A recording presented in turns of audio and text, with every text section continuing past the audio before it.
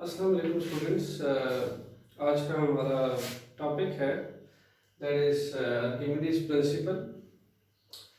And Archimedes principles पढ़ाने से पहले मैं थोड़ा सा आपको डेली लाइफ की कुछ ऑब्जर्वेशंस की तरफ लेके जाना चाहता हूँ। आपने नोट किया होगा कि बहुत सारी ऑब्जेक्ट्स जो है जब हम पानी में डालते हैं तो पानी की सरफेस पे फ्लोट करती है। और इसी तरीके से आपकी कुछ ऐसी ऑब्जर्वेशन भी होगी कि जब हम बहुत सारी ऑब्जेक्ट्स पानी में डालते हैं तो ऑब्जेक्ट्स सिंक कर जाते हैं, पानी में डूब जाते हैं। और बहुत सारे ऑब्जेक्ट आपने नोट किए होंगे कि आधे पानी के अंदर होते हैं, आधे पानी के बाहर होते हैं। स्पेशली सैलाब आता है बहुत तेज़, तो सैलाब में आप देखते हैं कि कुछ चीज़ों को तो पानी कंप्लीटली अपने अंदर सिंक कर लेता है और कुछ चीज़ें पानी के ऊपर फ्लोट करती रहती हैं। तो एक्चुअली आर्किमिडीज प्रिंसिपल एग्जैक्टली कुछ ऐसा ही प्रिंसिपल है जो हमें ये इंफॉर्मेशन देता है कि क्यों ऑब्जेक्ट्स जो है वो पानी के ऊपर से फ्लोट करती हैं, पानी के ऊपर क्यों तैर रही होती है, और बहुत सारी ऑब्जेक्ट्स पानी के अंदर क्यों डूब जाती हैं। आर्किमिडीज प्रिंसिपल्स हमें उन तमाम बातों का एक रीजनेबल आंसर देता है। इससे पहले आपकी टेक्स्ट बुक में कुछ एग्जांपल्स दी गई हैं कि अगर आप एक बलून को जो है वो कंप्लीटली एक्सपेंड कर दें और उस बलून को सरफेस ऑफ वाटर के ऊपर रख दें तो आप देखेंगे पानी के सरफेस पे वो बलून जो है फ्लोटिंग करता रहता है और फॉर अ लॉन्ग टाइम जो है वो उसी तरीके से तैरता रहता है पानी के सरफेस के ऊपर। इसी तरीके से अगर आप कोई छोटा सा कील, कोई छोटा सा मेटल ले लें और आप उसको पानी के अंदर फेंक दें तो आप अक्सर ये नोट करते हैं कि वो पानी के अंदर चला जाता है, पानी के सरफेस पे फ्लोट नहीं करता। इसी तरीके से नेक्स्ट हमारी जो ऑब्जर्वेशन है वो ये है कि अगर आप एक कंप्लीट जग हो उसको पानी से भर दें और फिर उस पानी से भरे हुए जग को आप पानी के अंदर डबो दें और फिर जब उस भरे हुए जग को आप पानी के अंदर से निकालें तो उस केस के अंदर आपको फील होता है कि इस जग का कुछ वेट है जो डाउनवर्ड खींच रहा है। सो आर्किमिडीज प्रिंसिपल आपको तमाम उन बातों का जवाब देगा। स्टार्ट करते हैं आर्किमिडीज प्रिंसिपल को।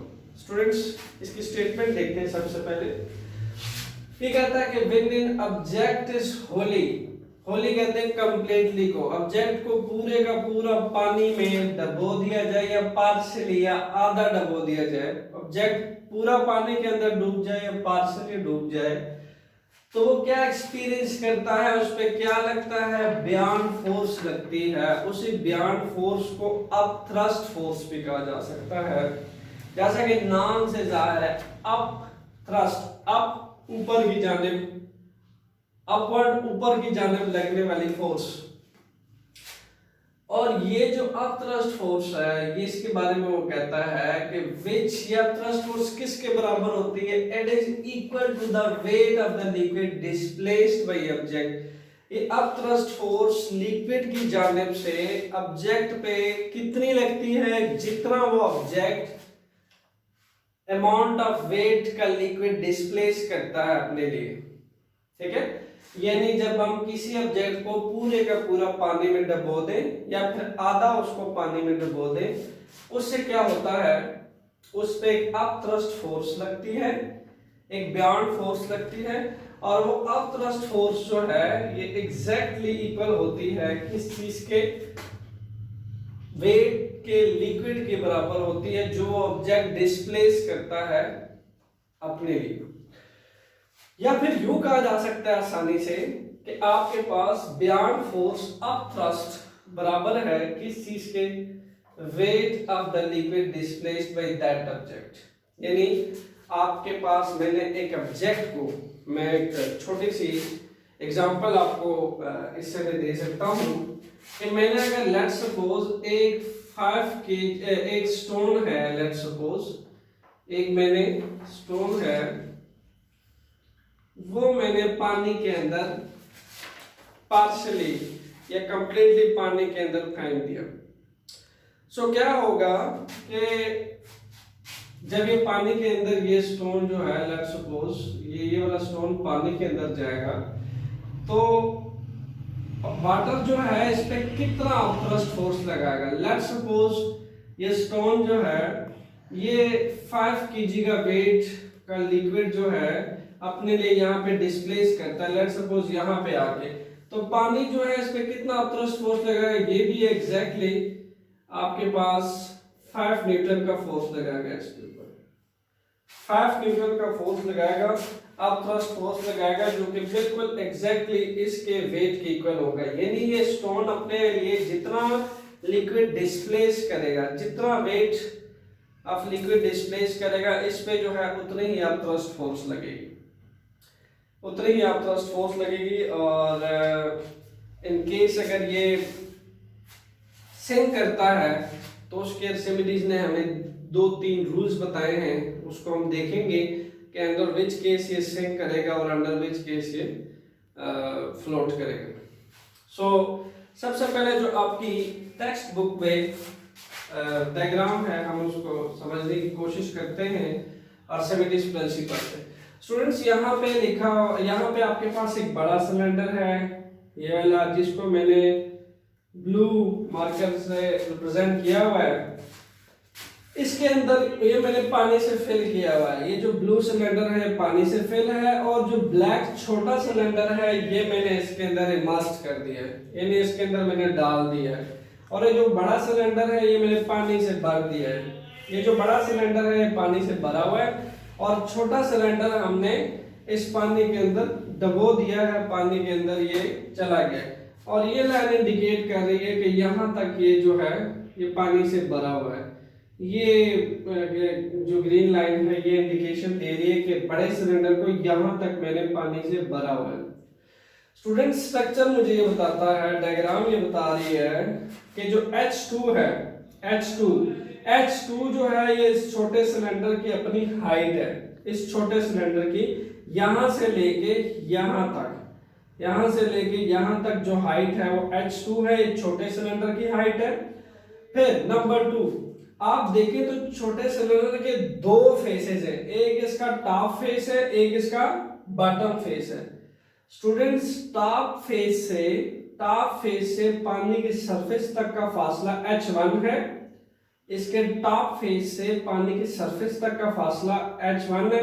जो मैं सरफेस का वर्ड यूज कर रहा हूं क्या मतलब है, जहां तक मैंने बड़े सिलेंडर को पानी से भरा हुआ है उस तक का फासला जो है वो H1 है छोटे सिलेंडर से। इसी तरीके से जो इसका बॉटम फेस है उससे पानी के सरफेस का फासला H2 है। ठीक है, आपके पास H2 जो है वो इसका बॉटम फेस से लेके पानी के सरफेस तक का फासला H1 है, टॉप फेस से पानी के सरफेस तक का फासला H1 है, और बॉटम फेस से सरफेस तक का फासला H2 है। और H जो है वो इसकी हाइट है, इस सिलेंडर की अपनी हाइट है डेप्थ होने के बाद, यानी जिस डेप्थ पे ये पानी के अंदर चला गया ये इसकी अपनी हाइट है जिसको मैं H कहूंगा। स्टूडेंट्स इसका मतलब ये है कि अगर मुझे H की वैल्यू फाइंड करनी है, इसको जरा गौर से समझिएगा, अगर मुझे H की वैल्यू फाइंड करनी है तो बॉटम फेस से जो सरफेस का फासला है उसको अगर टॉप फेस के सरफेस के फासले में से माइनस कर दिया जाए, इस फासले को H2 को जो बॉटम से सरफेस तक का फासला है उसको टॉप से सरफेस तक के फासले में से माइनस कर दिया जाए तो कंप्लीटली मुझे क्या मिल जाएगा, इस सिलेंडर की अपनी डेप्थ मिल जाएगी, H मिल जाएगा। स्टूडेंट्स H जो है इस सिलेंडर की अपनी हाइट होगी जो पानी के अंदर ये इमर्स्ड हुआ है। इसका मतलब ये है कि डायग्राम के थ्रू अगर मुझे H की वैल्यू फाइंड करनी है, H जो है वो अगर फाइंड करनी है जो कि आपके पास H2 माइनस H1 है, तो मैं इसको अगर फिजिकली बताना चाहूं तो क्या आएगा। फिजिकली स्टूडेंट्स हमारे पास ये बॉटम से टॉप का फासला है, इसको इतने H1 में से माइनस कर दिया जाए तो H बच जाएगा। आपको H2 में से H1 सब्ट्रैक्ट कर दिया जाए तो मेरे पास सिलेंडर की डेप्थ या हाइट आ जाएगी। ओके, और ये मैं आपको एक्सप्लेन कर चुका हूँ। इसके टॉप फेस है आर्किमिडीज प्रिंसिपल से पहला जो टॉपिक है वो है स्टूडेंट्स प्रेशर इन लिक्विड। तो आपको पता है कि इस सिलेंडर के दो फेसेस हैं, एक इसका टॉप फेस है और एक इसका बॉटम फेस है। जो टॉप फेस है उस पे जो प्रेशर लगेगा उसको हम कहेंगे P1, और इसका जो बॉटम फेस है उस पे जो प्रेशर लिक्विड की तरफ से एग्जर्ट होगा उसको हम कहेंगे P2। स्टूडेंट्स प्रेशर कैसे एग्जर्ट होगा, देखें इसका जो बॉटम फेस है, लाजमी सी बात है, इसका जब वेट जो है इस सब्जेक्ट का जब ये पानी में डुबोया जाएगा तो ये लेट्स सपोज ये 40 केजी का छोटा सिलेंडर है, तो ये 40 केजी का वेट पानी का डिस्प्लेस करेगा अपने लिए। बदले में पानी क्या करेगा, पानी इस पे उतना ही अपथ्रस्ट फोर्स लगा देगा। आर्किमिडीज यही तो कहता है कि जब पानी को पार्शियली इमर्स किया जाए या कंप्लीटली, तो उसका जो वेट होता है ऑब्जेक्ट का वो उतने ही वेट का लिक्विड डिस्प्लेस करता है अपने लिए, और बदले में लिक्विड क्या करता है उतना ही अपथ्रस्ट फोर्स इस पे अपवर्ड लगाता है। तो यहाँ पे जो F2 है ये किस पे लग रहा है, इस एरिया पे लग रहा है। ये एक एरिया है, ओके, ये भी एक एरिया है, ये भी एक एरिया है। तो अगर हम F1 फोर्स लगा दें इस क्रॉस सेक्शनल एरिया पे तो उससे क्या बनेगा, P1 प्रेशर बनेगा। इसी तरीके से F2 फोर्स लगा दें जो कि अप थ्रस्ट है, ये अप थ्रस्ट फोर्स है, अगर इसको इस क्रॉस सेक्शनल एरिया पे लगा दें तो क्या प्रेशर बनेगा, ये P2 बनेगा। तो प्रेशर में हमने यही तो पढ़ा है कि force exert on per unit area is known as pressure. तो ये दो यूनिट एरियाज हैं छोटे सिलेंडर्स के अंदर, 1 2, दोनों पर यूनिट एरिया पे। यहाँ पे जब इसका वेट लगेगा and weight is a force, जब ये फोर्स लगेगी इस पर यूनिट एरिया पे तो वो क्या होगा, वो एक्चुअली यहाँ पे इस क्रॉस सेक्शनल एरिया पे जब इसका वेट लगेगा तो वो इसकी क्या होगी, P1 प्रेशर होगी, ये आपके पास P2 प्रेशर होगी। सो हम P1 प्रेशर की वैल्यू अगर देखें, P1 pressure is equal to rho G H1। Similarly students ये वैल्यू आपको पहले से आनी चाहिए क्योंकि ये प्रेशर इन लिक्विड के अंदर ये जो है हम ऑलरेडी फाइंड कर चुके हैं। सिमिलरली हमारे पास P2 वैल्यू है रो G H1, ये कैलकुलेटेड वैल्यू है, ये पीछे का आर्टिकल है उसमें वैल्यू डिराइव्ड हुई भी है, और हम ये रिजल्ट हासिल कर चुके हैं कि जब लिक्विड के अंदर किसी ऑब्जेक्ट को हम डालते हैं और उस ऑब्जेक्ट पे के क्रॉस सेक्शनल एरिया पे जब फोर्स लगती है तो उससे ये प्रेशर्स प्रोड्यूस होते हैं, P1 और P2 ये प्रेशर प्रोड्यूस होते हैं। तो चूंकि इस छोटे सिलेंडर के दो एरिया है और दो प्रेशर्स जो है ये प्रोड्यूस होंगे। स्टूडेंट्स मैं P2 से अगर P1 प्रेशर माइनस करूं तो मेरे पास क्या आंसर आएगा, मैं यहाँ पे P2 की वैल्यू लिख देता हूँ that is row G H2, और यहाँ से P1 की वैल्यू लिख देता हूँ that is row G H1। और रो G चूंकि सेम है, कॉमन है, तो मैं यहां से H2 माइनस H1 करूंगा। और क्योंकि हम ऑलरेडी बात कर चुके हैं कि आपके पास, मैं इसको A कह देता हूं, यहां पे हमने बात की थी इस इक्वेशन A के अंदर कि H2 माइनस H1 ये H के बराबर है, तो मैं इसको लिख सकता हूं रो G H। ये स्टूडेंट्स आपके पास P की वैल्यू होगी, P2 माइनस P1 का आपके पास डिफरेंस होगा। सो इसी तरीके से हमारे पास जो प्रेशर है सिमिलरली वो इक्वल होता है, अगर लेट सपोज मैं प्रेशर की वैल्यू निकालना चाहूँ, वो इक्वल होता है फोर्स पर यूनिट एरिया, ये P1 के लिए, एंड लेट्स सपोज ये F1 है। यहां से मैंने अगर F1 की वैल्यू कैलकुलेट करनी है तो क्या चीज आ जाएगी, ये आपके पास एरिया डिवाइड हो रहा है, मैं इसको लिख सकता हूं P1A। सिमिलरली अगर मैं यहाँ से P2 कैलकुलेट करूं स्टूडेंट्स, उसको लिखा जा सकता है F2, यानी जो F2 फोर्स लग रही है पर यूनिट एरिया पे। तो मैं यहाँ से अगर F2 की वैल्यू निकालना चाहूँ तो क्या निकलेगी, F2 निकाला जा सकता है, एरिया डिवाइड हो रहा है, दूसरी साइड पे जाके मल्टीप्लाई हो जाएगा P2A।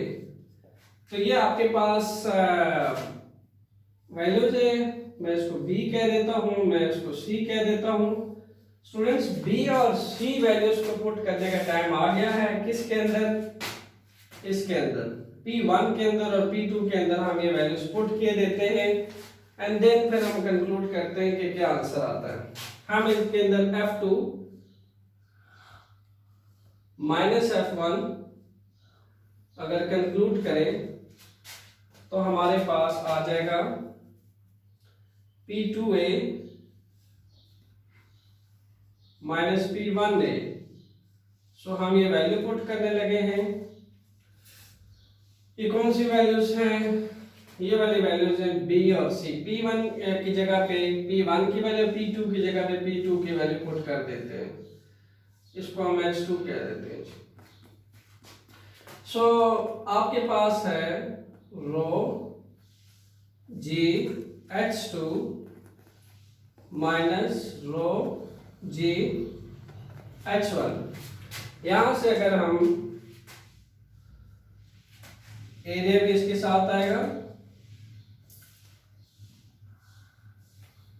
सिमिलरली अगर हम यहां से रो GA कॉमन ले लें, रो G एंड एरिया कॉमन ले लें, अगेन हमारे पास आ जाएगा H2 minus H1।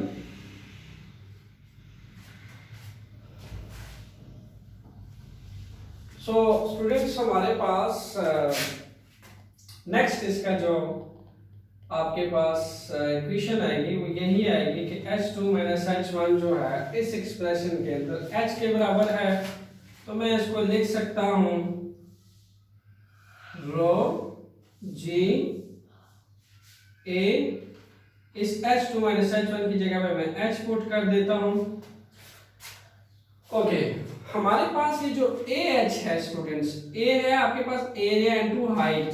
Students volume जो है वो किसके बराबर होता है, मैं अगर ये एक एरिया ले लूं, ये वाला एरिया ले लूं और इस छोटे सिलेंडर की हाइट ले लूं, इस छोटे सिलेंडर की हाइट ले लूं और एक एरिया ले लूं, ठीक है students.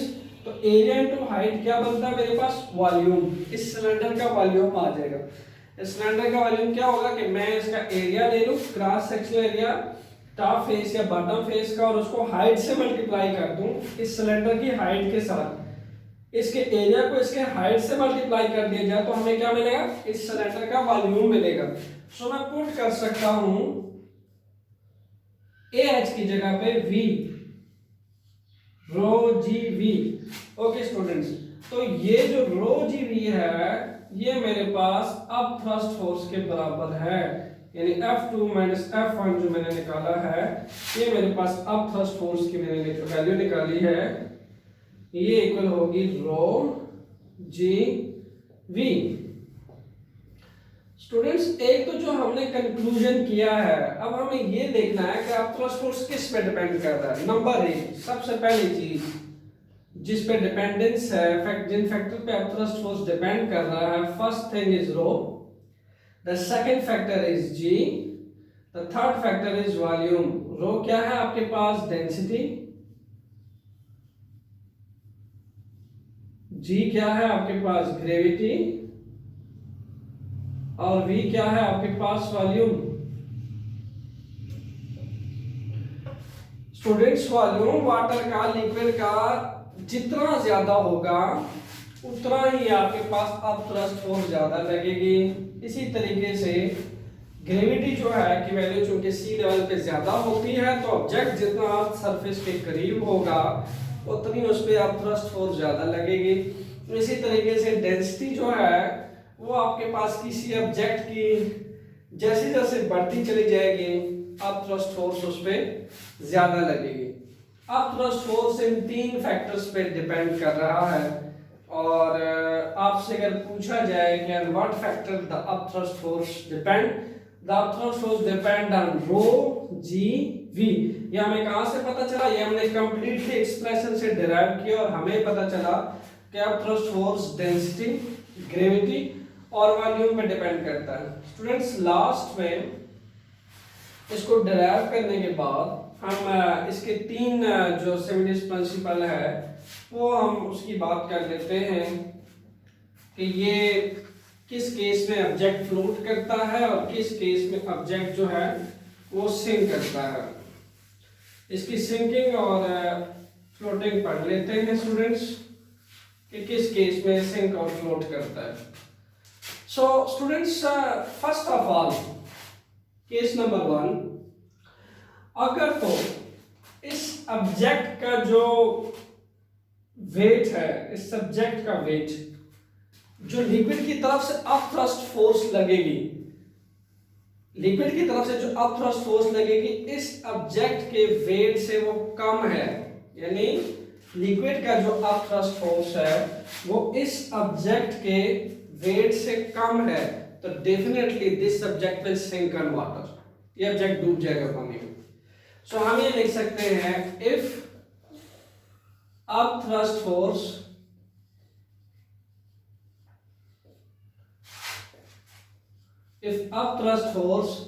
is less than weight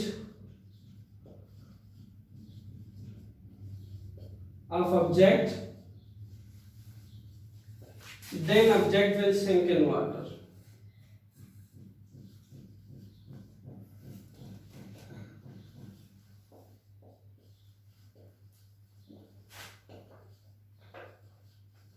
students, इसकी मिसाल में इसीलिए आपको बता रहा हूं कि आपको अगर एक आटे का थैला या बैग आपके हाथ में दे दिया जाए जिसको लगभग जिसका वेट हो 5 kg, तो आप आसानी से उसको हाथों में उठा लें और आपके हाथों में फ्लोट करें। क्यों? क्योंकि आप उतना आप थ्रस्ट फोर्स पुल करोगे अपवर्ड की जानिब जितना उसका वेट होगा। लेकिन स्टूडेंट्स, अगर आपको 10 kg आटे का बैग हाथों में दे दिया जो आपको क्या आप इसको पुल करें, उठाएं, तो you will not able to pick it up. Why? क्योंकि उस केस में क्या होगा, उस सब्जेक्ट की जो वेट होगा वो आपके हाथों के अपथ्रस्ट फोर्स से ज्यादा होगा, it will vertically held downward. So exactly ऐसा ही होता है कि पानी के अपथ्रस्ट फोर्स से जब ऑब्जेक्ट्स के वेट्स ज्यादा होते हैं दे सिंक इन वाटर, ये they will not able to float on water. Number 2 students, number 2 point क्या है? नंबर 2 पॉइंट ये है कि if upthrust force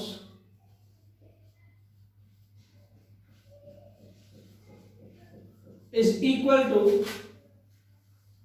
weight of object, इस केस में क्या होगा? then object will float,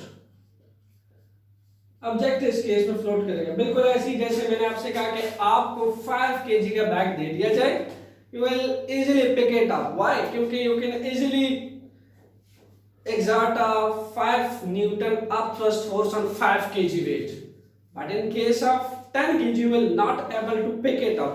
तो that's why जब आपका 5 kg का वेट होगा डेफिनेटली आप उस पर 5 न्यूटन का अपथ्रस्ट फोर्स लगा सकेंगे। तो ऐसे केसेस में ऑब्जेक्ट फ्लोट्स करते हैं जब उनका वेट अपथ्रस्ट फोर्स के बराबर होता है।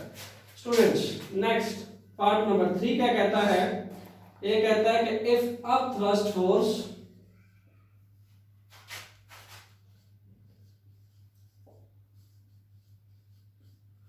is greater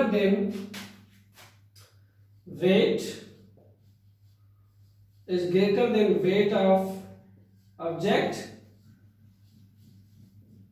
तो आप क्या कह सकते हैं? then object will